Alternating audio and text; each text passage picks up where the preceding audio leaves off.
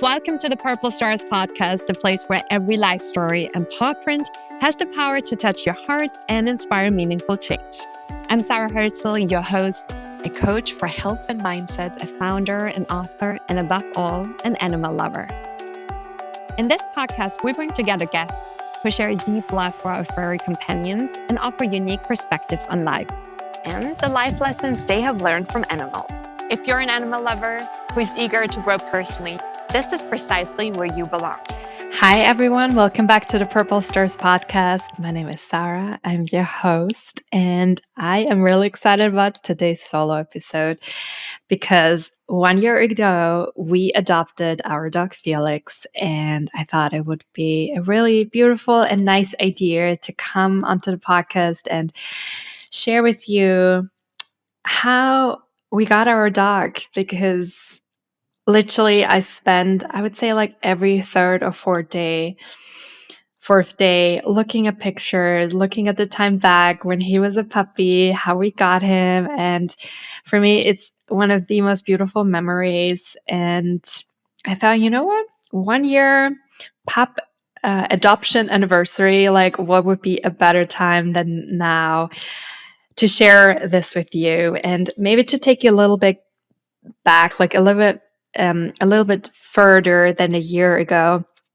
I was moving from Europe to LA, and we have a family dog who lives with my parents. His name is Henry. He's a beautiful chocolate brown Labrador, a really calm, loving spirit. And so, I really missed having a dog at home, and I felt very dog maternal. So I decided to foster a dog, and it was a very beautiful, heartwarming experience, yet also very heartbreaking for me. I was sobbing when I, returned him to his pack, because at that time he hasn't yet had a forever home, but I was already traveling, so I couldn't keep him any longer. And I really admire every person that can regularly foster, because I personally think my heart is just not designed to do it. So I knew if I wanted to have a dog at home, fostering, unfortunately, is not an option on a regular basis. So I started to follow literally every possible dog charity out there that's close to LA, and my Instagram feed was full of so many beautiful, cute dogs that were looking for a forever home. And for, I would say, like 2 or 3 months, I was looking and looking and looking and looking, and I was talking to a lot of people, outside when I was in a coffee store or at a market, where they got their dogs from, because in LA, a lot of people have rescue dogs.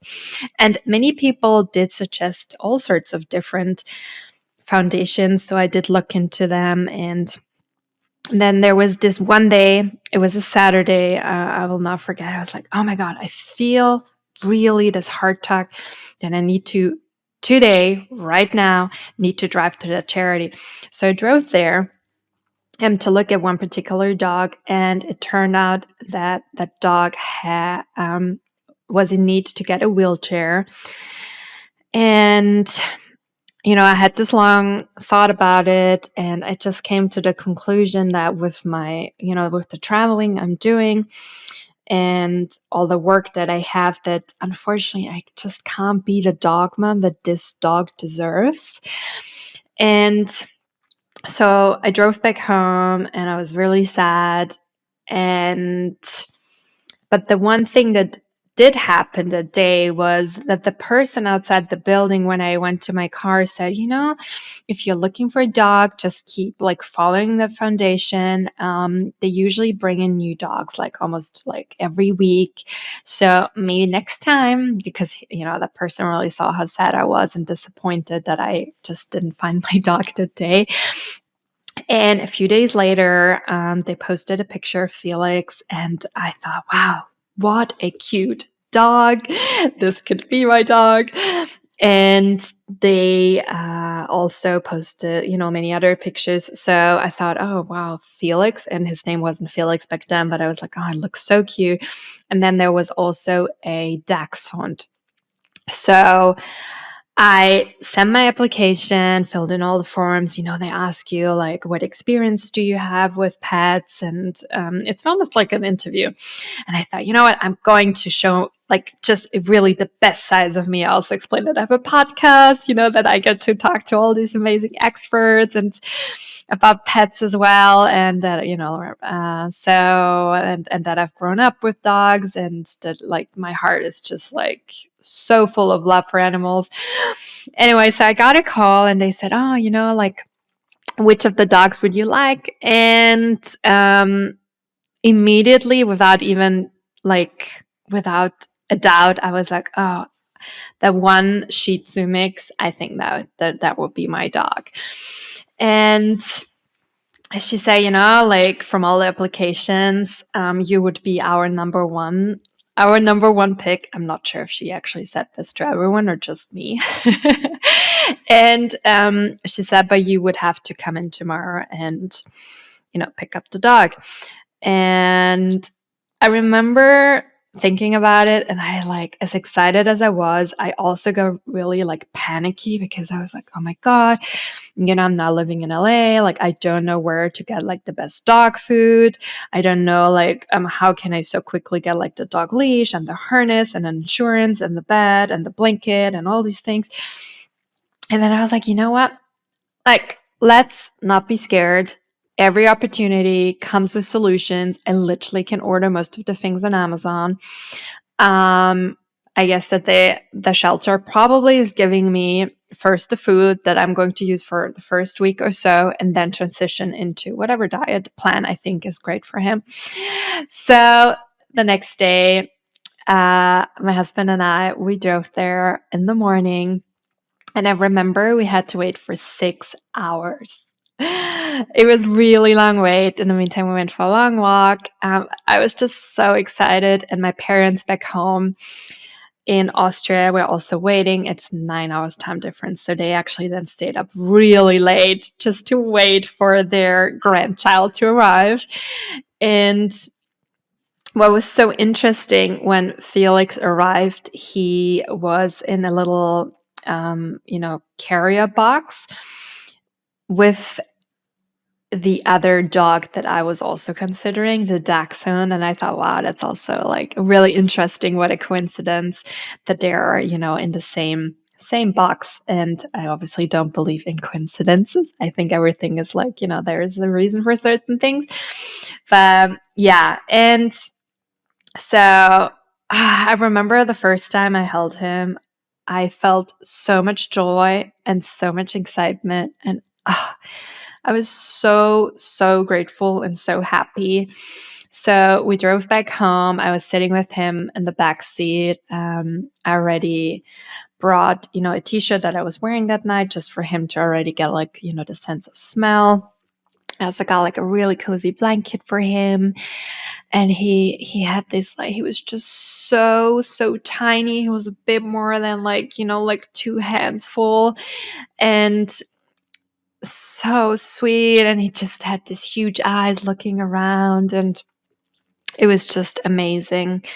And, when we got home, like, first weeks, obviously, was like potty training, and also training him that at some point, like, sit and down. And it was just one of the best times. And I love thinking back. And what a great gift. And one of the memories that's so, like, vivid to me, almost as if it had been, like, just yesterday, was the very first time Felix did his first down.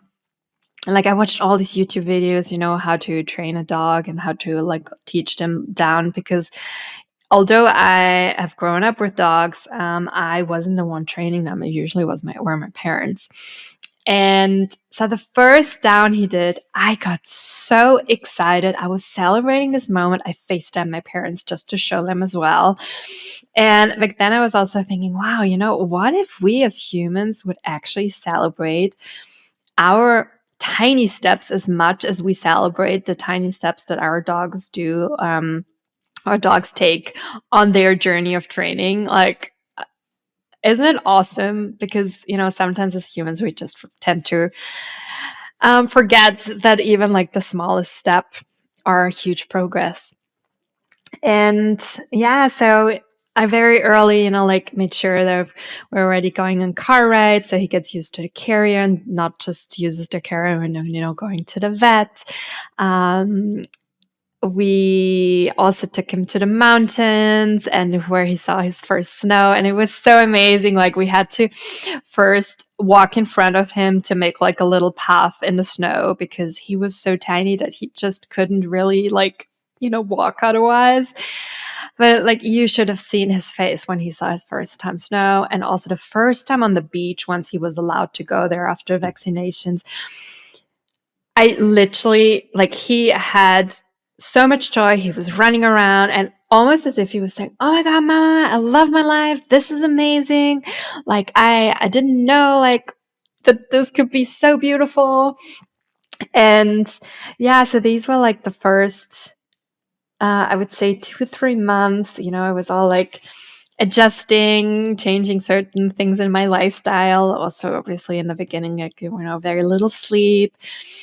And so beautiful, and definitely one of the best decisions I've made in my life was adopting Felix. And he's just brought me so much joy and so much love. And he fills my heart every single day, like even on days when I'm frustrated or I feel down or I'm sad. When I see his wagging tail, like everything melts away for a moment. It's just, yeah, as you can probably hear in my voice, having a pet is just one of the greatest joys. It is so beautiful. And what is also amazing, I have met so many people and dogs through Felix. Like, LA is so amazing because everyone just goes above and beyond when it comes to their dogs. Like, it's so normal for like to have like an acupuncturist and like a special Reiki person, and like take the dog more often to the groomer than you go to the hairdresser yourself. And so this is really like my place to be.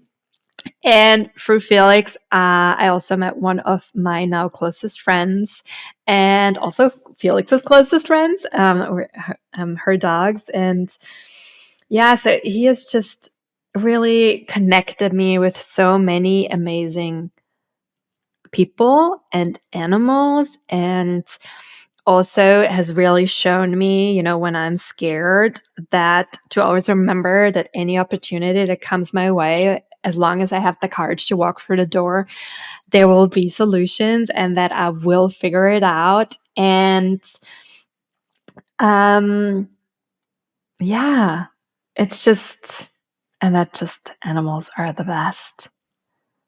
So it's been just like a short episode, but I really wanted to like dive once more into the moment of, how I got Felix, because it's been one of the most special moments in my life. And I'm always so excited and so grateful when I look back. And it's been a year. I can't believe how fast this time has flown by. And he has grown so much, not so much in size, but in his personality. There are so many things where he's so much more confident. And I mean, I must say there are moments where I'm like, oh, my baby doesn't need me anymore for this, doesn't need me anymore for that. Like, oh, remember those times. So I am a little bit like that dog mom, I do need to say.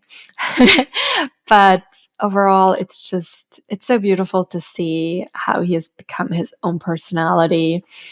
And he is very loving and so much fun and very cheeky, so cheeky. Yeah, so I'd love to hear your stories. Like, how has your pet found you? What was the time when you first saw them, the first weeks, the first months, and just let's relive these moments, regardless if they've only been 1 year or 5 years or 10 years ago.